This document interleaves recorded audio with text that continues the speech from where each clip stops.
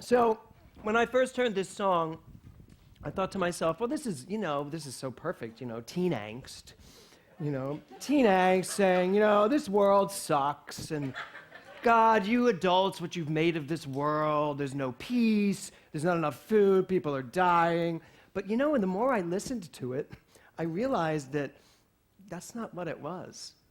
And even when you look at the lyric that, I don't want to get involved in teenage drama. But you know what? I think we're all still involved in teenage drama. How many of you are still carrying your teenage crap with you? You are so honest. The two of them were like, right?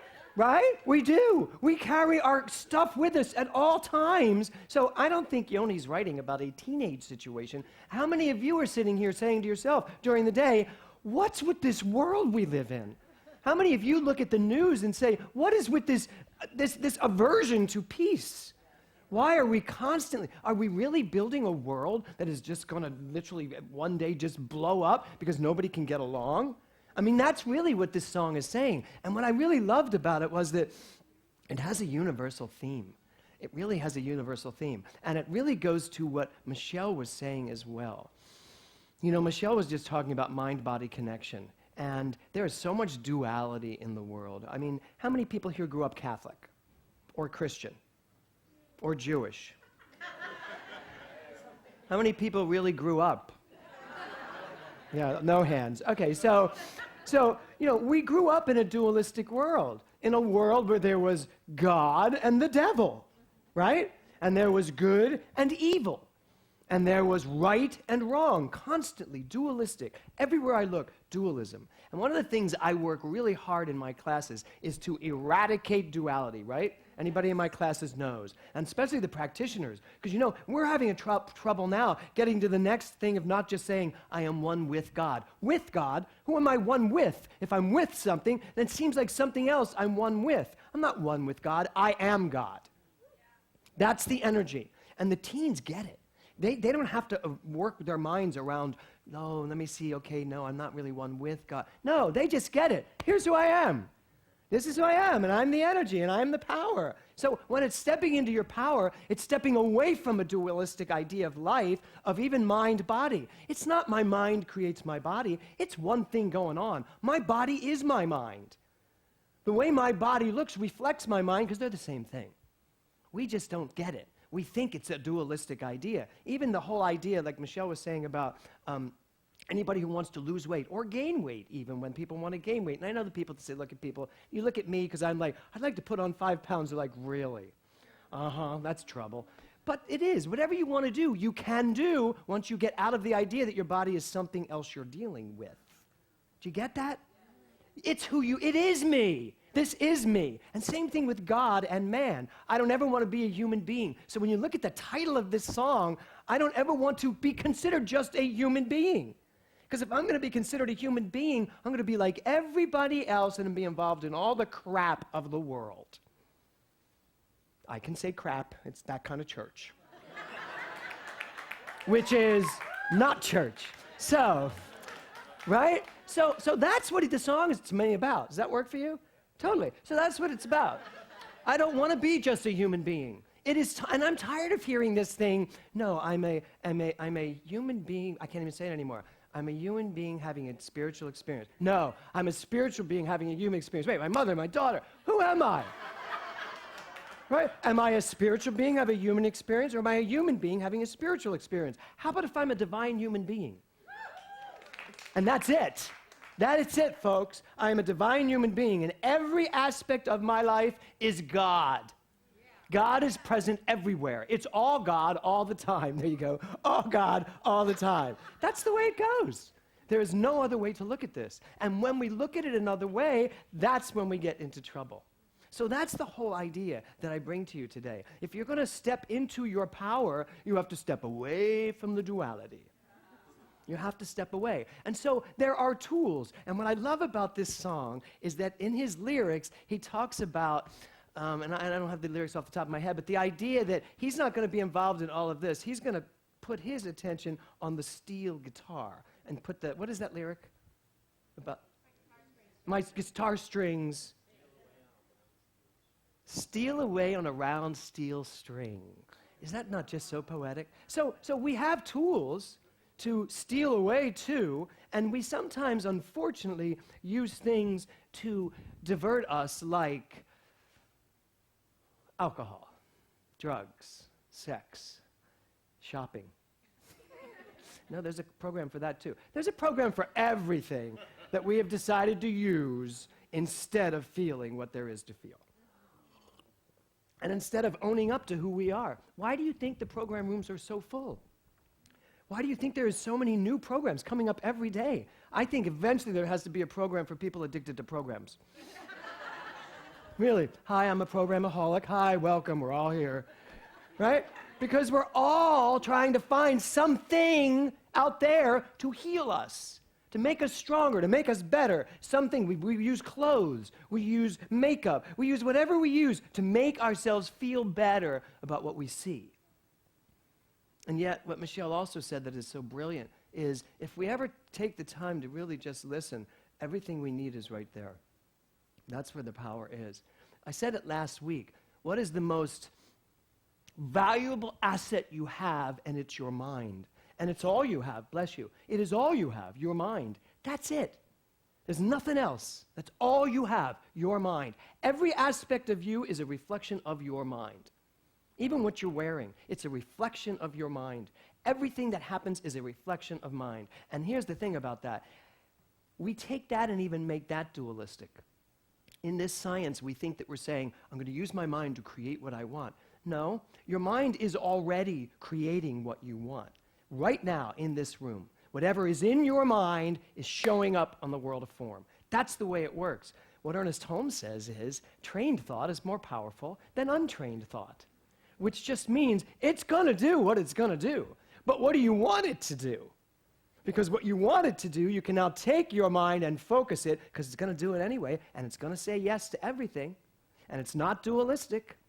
I don't have to create out there, I just have to be. I have to be willing to be. Shakespeare had it right, to be or not to be. That's the question. Although he said that is the question. So to be or not to be, what do you want to be? I don't ever want to be a human being again. I don't ever want to be just human, thinking that I have to aspire to something up there. I don't want that. Do you want that? No, because we get it. We finally get it. I know who I am. I know where I am. So he has his steel guitar, and he can steal away into the music, and I love that song, and I love the groove of it, the energy of it. Music takes me places and allows me the freedom. But where is that happening? Where is it hitting you? In your mind. Nowhere else.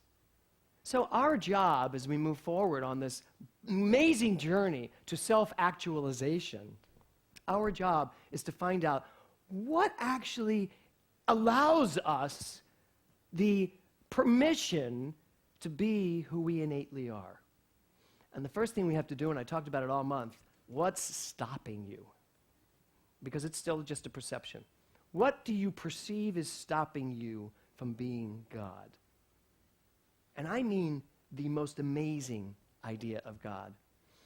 Yesterday during the ministerial class, we had it yesterday, the new ministers of this center took a 6.5-hour test yesterday.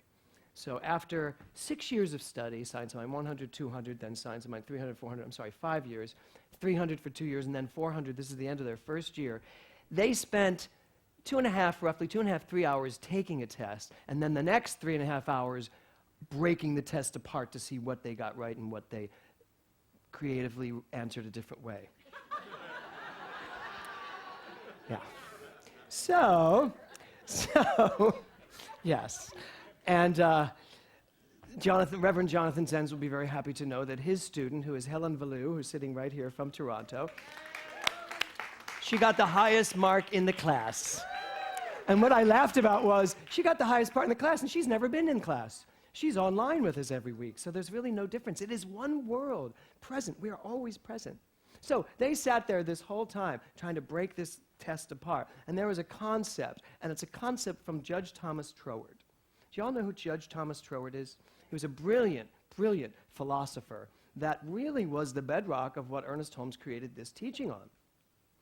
And he has this concept, and it's called the divine ideal. the divine ideal. And what divine ideal means is, because you can listen to that sentence and go, what's the divine ideal? Well, when I grew up Catholic, the divine ideal would mean that somewhere there was the perfect expression of me that I had to climb up some ungodly mountain to get to, constantly sliding back, and that there was someone on top of that mountain shooting me down when I did it wrong. Do you ever feel like that? There's just someone up there going, go ahead, try that. And we fall back down the mountain. But we keep climbing back up, and that's what my old religion was about. But no, Thomas Troward says, the divine ideal is really you and me. And in every cell, every atom, in the smallest particle you can find, at the center of it is the divine ideal. Perfection. Absolute perfection. We can call it God, goodness on demand. We can call it love. We can call it creativity. It doesn't matter what we call it. It's there, that little spark of perfection at the center of everything in our being. Doesn't matter where you are, every experience, doesn't matter what you're doing, every moment there is the divine ideal. So I want you to think for a moment, what's going on in your world right now? What's going on in your life right now? Can you think of anything that doesn't feel like the divine ideal? Just anything in particular, just randomly, just think about it for a second. What doesn't feel like the divine ideal? I have one, I have about 30. I got them, okay? People, places, things. High school. But you're all done high school for the year, aren't you? No. Oh, sorry. Sorry. Nora's done. You're okay. Okay, and how many of you are going to summer school? Haven't gotten my test, and I've lost the talk. Okay. So where was I? Going back to school, the teens are done, divine ideal. So what we do is we actually think that there's something that gets in the way of that. So you've got your things, right? You've got something that doesn't feel like a divine ideal, yes? Okay. Is it possible for you to look at this thing, this person, this event, this experience, whatever it is, and with the power of your mind, look right to the center of it, Marcy, and say, there is perfection here. There is perfection here.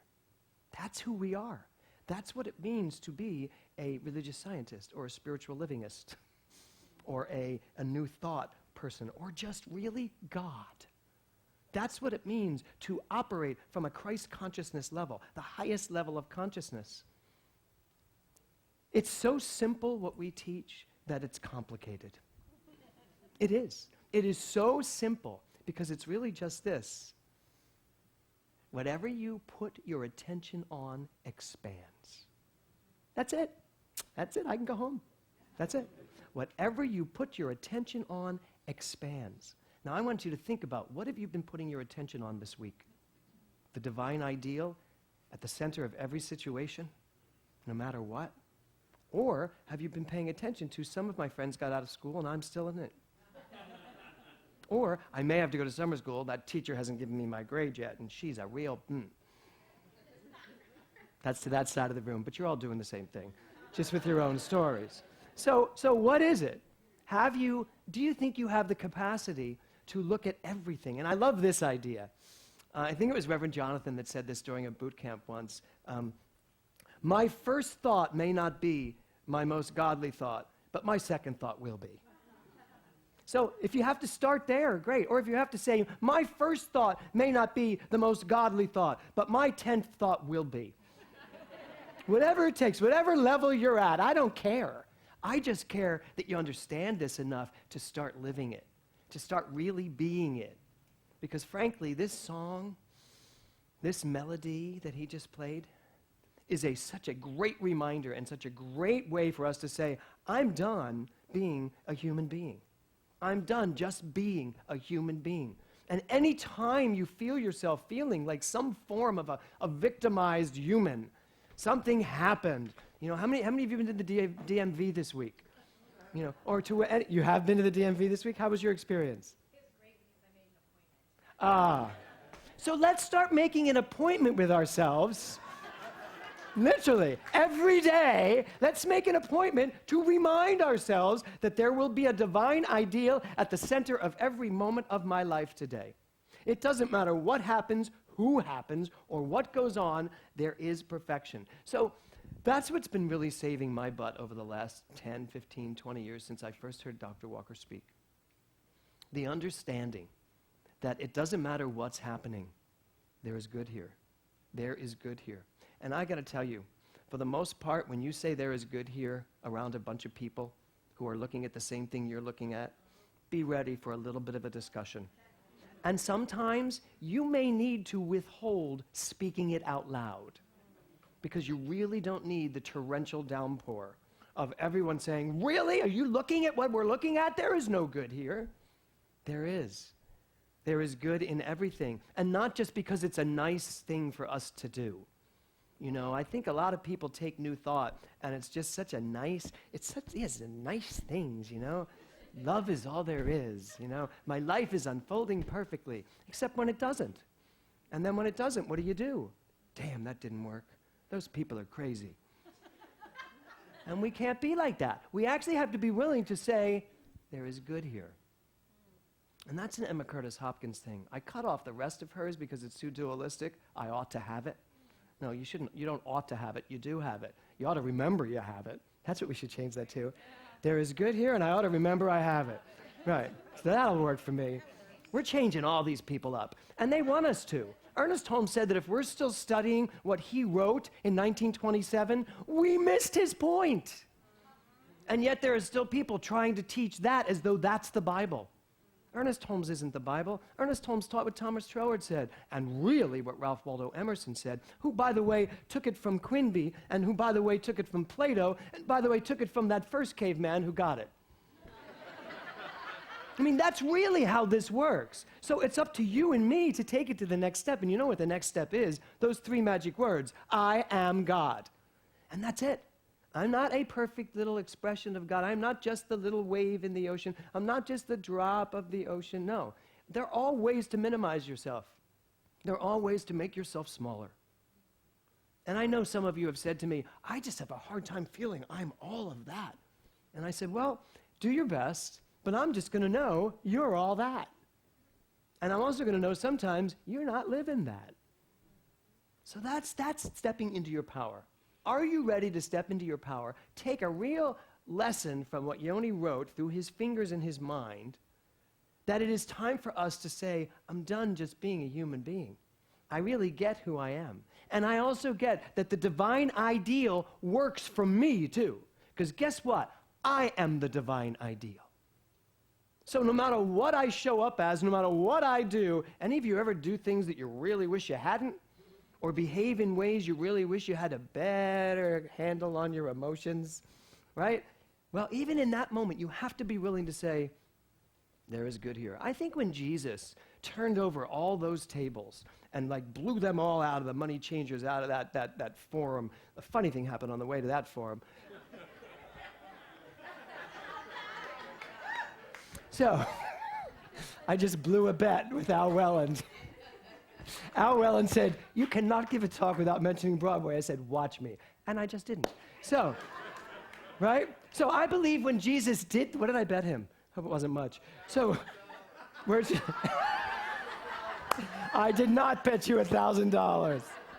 Okay, so I think when Jesus went through that place with Zero Mostel apparently next to him, I think when he went through there, I don't think at the end of it he said, oh my God, that was horrible. I can't believe I just did that. What are people going to think?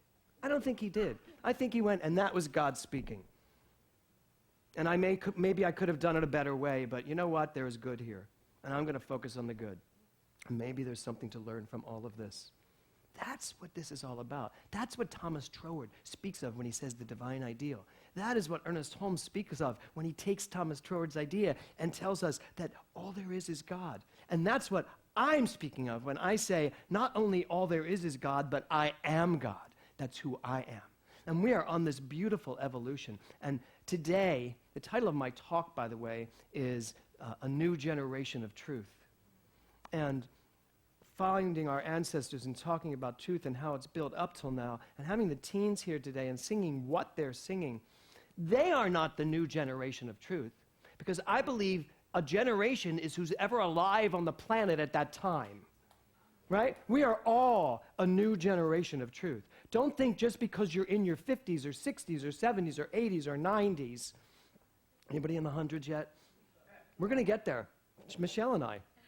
And we're still going to be able to do planks. So don't just think because you're older, you're a different generation. If you're on this planet, you are responsible to get this, to understand the divine ideal, to know it with such audacity. And what's the other lyric you have in your song about, I'm going to give this I want these people to be strong? And it's hard to know when you're not singing it, isn't it? Purpose, thank you. Purpose and ambition. There is a purpose for us to be here. And I love that he uses the word ambition. We need to be ambitious in living this truth and taking it further. We are the new generation. We are the generation that's going to leave the next generation, which means anybody who's being born now, Caden and all the little children that are part of this church, right? We're giving them what they're going to bring into this next generation as well. So generations, it just continues flowing. So don't think we're separate generations here, and I love that we have so many different generations here. It is up to us. It truly is up to us. And I'm going to ask Karen and Barbara to come up and the band to come back out. It is truly up to us to take this understanding of what divinity really means and stop putting it as something to aspire to, but actually taking it as part of who we are. It is who we are. The divine ideal is not something for you to build up to. It's something for you to just accept. This is who I am. So I'm going to invite you all to take a deep breath.